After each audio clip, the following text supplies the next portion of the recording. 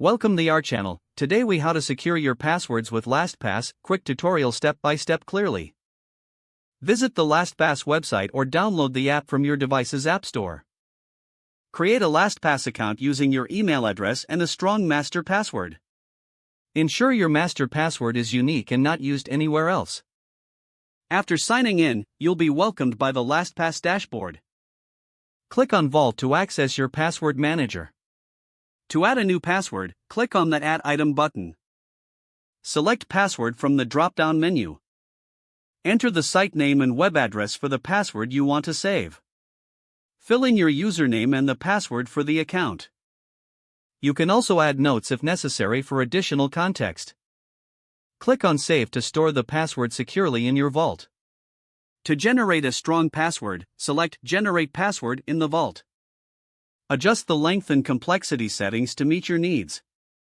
Click Insert to use the generated password for your account. To use a saved password, return to the vault and find the entry. Click on the eye icon to view or copy the password for use.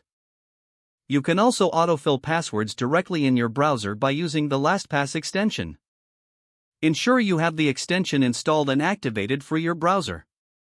Whenever you visit a saved site, LastPass will prompt you to autofill your credentials. Set up multi-factor authentication for enhanced security in your LastPass account settings. This adds an extra layer of protection by requiring a code in addition to your master password. Review your password logins regularly to ensure they remain secure.